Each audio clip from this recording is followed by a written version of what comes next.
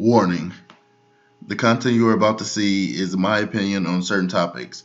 I do not want to offend anyone in any way. If you feel offended or do not like what I say, you should turn off the video. I will have no filters, so I'm warning you now. Viewer discretion is advised. I hope you enjoy.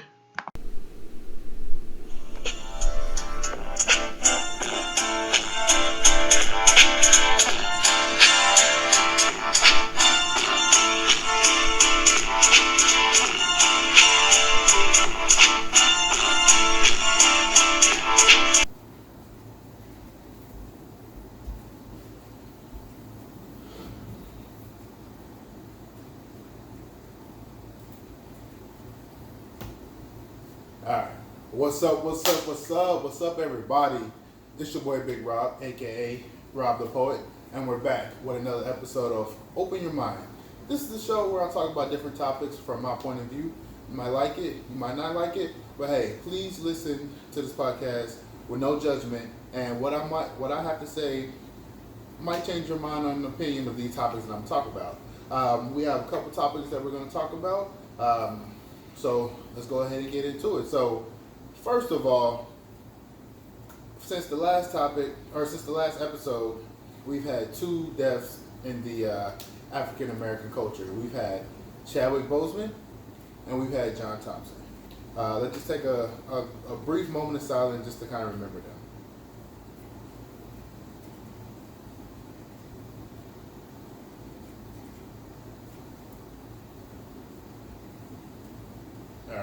R.I.P. to both of them. I'm gonna start with John Thompson first. If you don't know, John Thompson was the coach at Georgetown. He's actually been there I think he was there for a good 30 years. I'm not too sure when he left, but he was there. Some of his notable players were Patrick Ewing, Allen Iverson, I believe Alonzo Mourning, but Patrick Ewing and Allen Iverson were his two best prospects that he coached. Patrick Ewing, I think in '84 he won a championship with Patrick Ewing. That was the only championship in NCAA. And as far as Allen Iverson, he kind of not saved Allen Iverson's life, but he kind of helped Allen Iverson because I don't know if a lot of people don't know that Allen Iverson had some troubles in high school. I believe he got arrested and different stuff like that. Coach Thompson, was there for him when he got out, helped him with his career and different stuff like that. Or, you know what, that might not be right. But he did, a lot of stuff goes in his mind. So I don't know if that's right. Let me make sure that it is right. But Allen Iverson was one of his best players that he did coach. He was 78 when he died. Rest in peace to him. Now, Chadwick Boseman is probably the biggest name that has died in the past couple months. Everybody knows Chadwick Boseman from movies like The Avengers, the Captain America Civil War, the Black Panther, Get On Up, James Brown movie, Marshall, which is Thurgood Marshall, 21 Bridges. He was in The Express. He's been in a lot of different movies. And he's been a phenomenal actor over those movies. But he recently died due to colon cancer. This is very surprising because he's been dealing with colon cancer for 4 years, and we did not know this until he died. His camp, his circle, was probably the tightest circle that I've ever seen a celebrity have, because nobody knew nothing. Not even the movies he was filming with, the people he was filming with, some of his friends and stuff like that. Nobody knew until he died, and so he was filming movies like Marshall, all the Avengers and Captain America, Black Panther. He was filming all these movies while fighting colon cancer, weak body, and he was doing all these action scenes like that. That shows how truly he loved his profession of being an actor. It was a story that recently came out that Chadwick Boseman was, a Brooks College kid. He wasn't able to pay his tuition. I believe he said he got a anonymous letter, or he got a letter with his tuition being paid off, and come to find out it was from Denzel Washington. He looked up to Denzel. Denzel was his mentor. He wanted to be just like Denzel Washington, and I think he was close. He's had so many different iconic roles, and all his roles that he was in brought something to, he brought something to life. He was James Brown. People knew who James Brown was, but like to see him acting as James Brown and like he was James Brown, like that was amazing to see.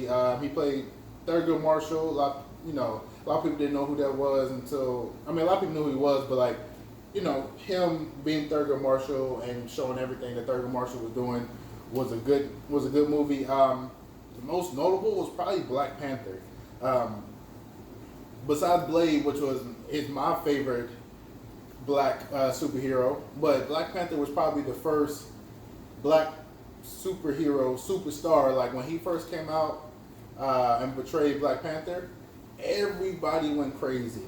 Um, Us as African Americans, we showed up to the movies and dashikis and stuff like that because he wasn't just a black superhero, he was an African superhero. Black Panther was from Wakanda. Wakanda was based out of Africa, and like that was the first time we really saw an African superhero. He portrayed that role. He portrayed that role so well. Like people are always going to see him as Black Panther, and so I hope going forward that when the Black Panther 2 comes out, because it has to come out, they've done promo and it ties into the whole universe, the Marvel universe. I hope when they do it, they just do it very tastefully and not just necessarily replace him, but put his character to piece and how they do it in the comics where Shuri takes over as Black Panther. Or some people have said that they want Michael B. Jordan Killmonger to come back, use the Infinity Stone, have him come back as good, and have him take the Black Panther mantle. So, with both of those, we'll see how that works. But R.I.P. to John Thompson, R.I.P. to Chadwick Boseman. And speaking of R.I.P., on September 7th, it will be 2 years since Mac Miller passed away due to a drug overdose.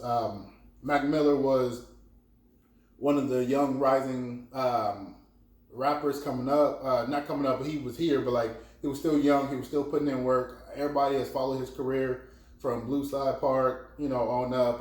His music was transcending, and he was starting to really get into his rapping bag. He was phenomenal. If you read a lot of reports about him, he was very lovable. Everybody liked him. Ariana Grande was sad when he died, and so it's this is just my time right now. Just kind of pay homage to him. It's been 2 years since he died, and he was an incredible rapper. So the next thing that I want to talk about is something that popped up recently in the news that was kind of disturbing. Everybody know Breonna Taylor. On March 13th, I believe, Louisville, Kentucky cops were serving a no-knock warrant, busted into her apartment, shot her 8 times. She ended up dying. They were supposedly looking at investigating her boyfriend, Jamarcus Glover. He's been dealing with drugs and different stuff like that. But somehow she became the casualty, shot 8 times, and the cops are still not have been arrested, which is blasphemy because I feel like they have everything that they need. But supposedly, they want to make sure she's not involved. It's a whole bunch of political BS that's going around. But this story recently popped back up because in a recent interview, it came out that back in July, Jamarcus Glover was supposedly offered a plea deal to say that Breonna Taylor was part of his organized crime, and that'll cut his sentence from 10 years to possibly probation. Now, this is kind of sickening to me because this is just a way for the Louisville police to kind of justify for killing her, saying that, hey, she was part of it, she was part of this organization, and blah, blah, blah. Even if that were the case, saying that she was a part of it and justifying for shooting her 8 times, that does not correlate with her being a part of it. Just even if she was a part of the she did not deserve to be shot 8 times. She did not deserve to die. The person who was in charge of all the drug, Jamarcus Glover, he wasn't shot, and he was the person supposed to be running it. So I don't think that's sickening that they try to diminish her name like that. But I do applaud Jamarcus Glover for saying, he basically did not show up in court. He did not take the plea deal. He was saying that no, she was not a part of it. Don't do that to her. She was a good person. She was EMT. Um, this is, he really went to bat for her, and I commend him for doing that because most people would taken the plea deal, even though that other person did not have nothing to do with it. They still would probably taken that plea deal just to get a lesser sentence, and I I definitely commend him on that because it's been months. This is in April. This happened in April. It's now September. Nothing. The case has been moving slowly. The cops have not been arrested, and we as the African American community are kind of getting sick and tired of waiting because this should be a no brainer. And the way it's looking like these cops are about to get off for murder for killing Breonna Taylor, and she did nothing wrong. She would just happen to be involved with the wrong person and at the wrong place at the wrong time, or not the wrong place at the wrong time because it was her apartment. But the situation should not have happened, and I feel bad for her family, and I can't imagine me being a mother and not only is my daughter dead from the cops killing her, but now they're trying to say she was involved and trying to justify killing her. Like this is unacceptable. The Louisville police, we have to do better. People talking about defund the police and stuff like that. I'm all about it starts with the training because I was a criminal justice major. I know how I didn't go through the academy or anything like that, but I know how it is when how the way cops are being trained. They're trained to race. They always say that race has nothing to do with it. Race has a lot to do with it. The way they approach African Americans, the way they approach Latinas, the way they approach the Caucasians, they're all different ways of approach. A white person can come up to you with a gun and stuff like that. Most of the time, they will not be shot. They will try to use as minimal aggression and violence as possible. If a black person even twitches their eye or something like that, they're getting shot. Or even look like they're about to do something, they're getting shot. Like the way that's being done is unacceptable. Training has to be done. But back to Breonna Taylor. I'm disgusted that they're trying to diminish her name. Y'all killed her in cold blood, 8 shots. Now y'all trying to cover it up or trying to say that it was warranted or justified. That's unacceptable. The next topic is gonna. Now, when I first heard this topic, it was I really couldn't believe what I was reading because this was some of the weirdest stuff that I saw. A professor, Jessica Krug, or Krug, whatever, I don't know how you say it, but Jessica Krug, she's a professor at George Washington University. She teaches African American studies. She recently came out and said that she had lived her whole adult life going by that she was African American or Latina descent. When all actuality, she is a Caucasian lady from Jewish descent. Now, when I first read the story, I didn't know what to think, and it kind of baffled my mind that a white person was willing to be black. Now I know a lot of white people want to be black, but like for you to portray being black and try to act like okay, so she's from Kansas City, Missouri. If you read the article, one of her students came out and said, she was a nice lady and stuff like that, but it was kind of some holes in her story. So she was saying that she's from the Bronx, and then each time she would bring it up, they would say that the location of where she was from changed each time. She tried to throw Spanish in there as if she was like Afro Latina and different stuff like that. But this is so weird to me because she even admitted she's like, I'm sorry for acting as if I was black. I know that with everything going on, being black is more than just saying just physically being black. There's a lot to go on with this. The race comes with a lot of history that I did not live through, that my ancestors did not live through, and different stuff like that. I'm kind of paraphrasing, but that's kind of the gist of what she was saying. That, you know, she was not, she didn't think, she was not trying to harm anybody, but she thought that it can help further her career by saying that she was black or Latina. She was black or Latina, and a quote that I did see in the article was that she says she is not a culture vulture, but she's a culture leech.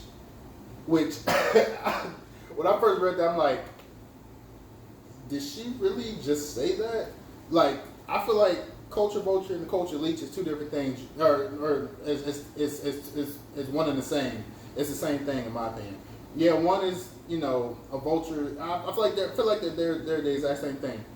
You as an outside race is attaching yourself to something and running with it to kind of further yourself. I feel like that's the same thing as a culture vulture. So I don't know what she's talking about, but Jessica Krug, you deserve to be fired. You deserve to, to receive all the backlash that you receive from this, because 2020 has shown that being African American is not easy.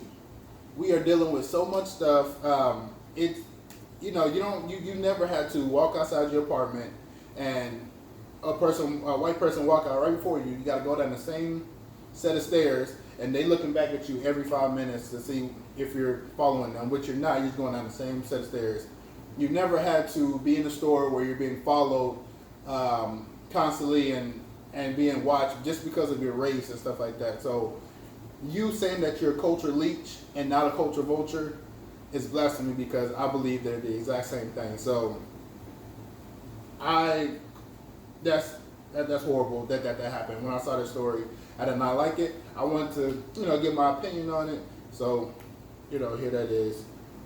I'm discussing you, Jessica Krug. I'm discussing in the Louisville police for diminishing Breonna Taylor's name.